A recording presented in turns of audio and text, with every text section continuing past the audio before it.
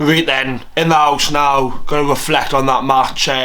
Newcastle United 4, Luton 4. If you want to go and see the vlog, I'll put at the top, there'll be a link in the description and on the end screen. Make sure to watch the vlog. Crazy game, all the goals, all the limbs, everything about it in the vlog. Really good vlog it was. Even for neutral, if you're watching this and not a Newcastle fan, it's a good one for you. But I need to have a sit down and talk because it was one of them, and it really was. It was one of them games. Firstly, before I speak about any negatives about Newcastle and Newcastle stuff, I want to say fair play to Luton Town. They've played Newcastle, who had Champions League football this season, richest owners in the world, from their point of view, and they've beaten them at home and then went away and scored 4 goals. To even score 4 goals at St James's Park and not win the game is a remarkable step for Luton. So fair play to them. I've all Rob Edwards and the team done what they needed to do. Fans will sit there and go, well, they were scrappy, they were this and that, but that's what we were under Rafa Benitez. So we kind of sit here and see how they performed, because the way they performed on the counter and playing off the back foot and that's what we done under Rafa. So you kind of sit there and slate it because we praised Rafa for it and whatnot. So I'm going to sit out there. Fair play, Luton is done really well, but obviously the title of the video, Molly, you can probably see it and what it is and whatnot. But I'll speak briefly on the game and then I'll go on to the rant and stuff. So starting off, goal number 1, Longstaff. Good ball by Trippier, good finish. Good goal, got nothing really to say about it. Then about 1-1, I think it was a shy. We never do that though. We never win them second balls from free kicks, from corners, from anything. I can't remember the last time Newcastle scored from one of them. The balls went in the box and the defenders got the space to just head it in from the first header, and then we went 2-1 up straight away. Their second goal, one thing that I've said for weeks and weeks, and fans are starting to pick up on it. I've seen it on Twitter. When we attack, our midfield all attacks. It all goes together, and then when it hits defensively, they all come together. You've got no one sat there, and we're missing that massively. And we had to sign someone. It's one of them. Yes, Longstaff got his 2 goals, and I thought Miley was good again, and I thought Bruno was sensational in the second half. You need someone in that midfield to just sit there and do the dirty work, because we haven't got it. And I said it against Forest, I said it in the games we got beat, and even the games that we've won, you can see it.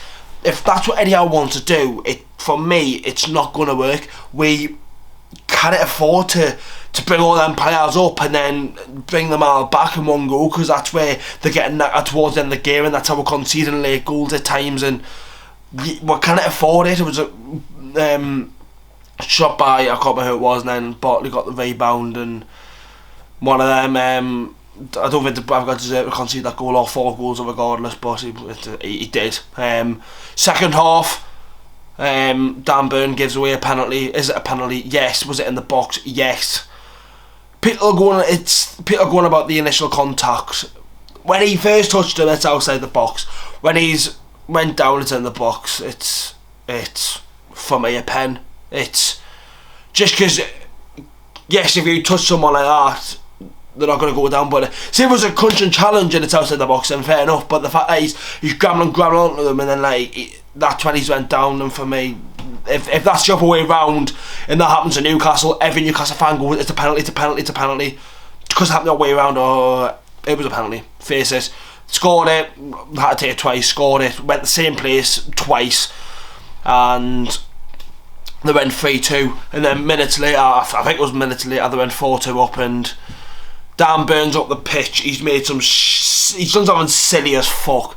Don't know what he's doing, and then they've on the counter and scored 4-2, and I'm thinking, I can't believe my eyes. Bruno, brilliant ball for Trippier, good goal, and then brilliant to see Harvey Barnes get that goal. He's fully deserved it. Been out in injury since September, and really good goal, and unfortunately we couldn't get anything in the end. But you see from the title, I've got to say it now. Well, let's have a good talk, lads. Right, Dan Burn. Right. First thing that I thought of, right, and probably other people have thought of it before, right. if Dan Burns from Liverpool, Manchester, London, Norwich, anywhere in fucking England, right, he doesn't start for Newcastle. The fact that he's from Blythe and he supported this club from a little boy means he starts every game. Not a fucking chance anymore. Not a chance. No, no, no, no, no. You can't... Eddie Howe's got to think realistically, looking at that team. Forest, exactly what happened to Forest away. Elanga and Callum Hudson-Odoi, pace. He couldn't handle it. He doesn't start, right? Livermore came on and changed the game. Dan Burn came off at 4-2. Livermore came on. Defensively, we looked better, we looked sound. And Luton didn't really have a sniff after they had made that 4-2. Tino Livermore's got to start, and I'm right.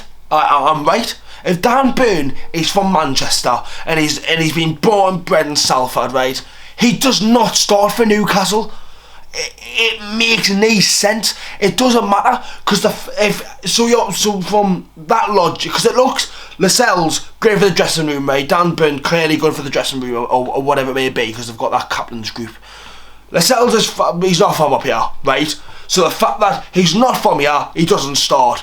Dan Burn is from here and does start when you've got Livermore and Lewis Hall, who I think now deserves a fair crack at the whip because he's not had it yet. He's not had a good chance.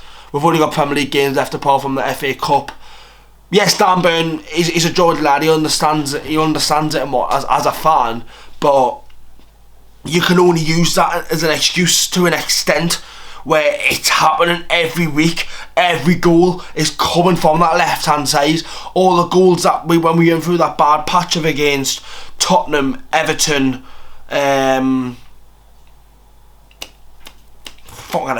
AC Milan, and then you've got your Forest goals and your Luton. It just goes down that side. We can't continue like that anymore. We really can't.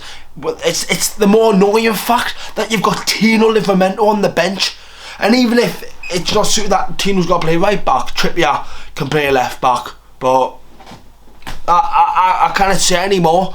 Like, I've stuck up for him for weeks and weeks, right? And fans go, you need to be dropped, and I've sat on the fence for so long. The Forest game got to a point where I'm like, right, something's got to happen here. And then the fact now that he's still playing week in, week out, it's got to change. It's got to change. Favourites can be favourites for so long. You kind of have favourites as managers. You've got to play your best team possible. Against Forest, the best starting 11, the best players in that team have got to start. Is Dan Burn the best left back at the club? No, so you don't start him. It's as simple as that. You kind of go off last season either of being so good defensively, had the most clean, the least goals conceded, I think it was, second best in clean sheets. That's the past. You're going to forget about the past. Fuck that. We're getting Champions League football now. It's done now. It's the past. We've got two very tough games. In fact, we didn't beat Luton, and then we got beat to Forest and got beat to Bournemouth already this season. And they are next two games. Livermore's got to start for me, but hey, that's just my thoughts. And yeah, I'll leave it there. Make sure to leave a like, post, subscribe to the channel. Make sure to watch the vlog. It will be on the screen by either side now. Thanks for watching. I'll see you all in the next one.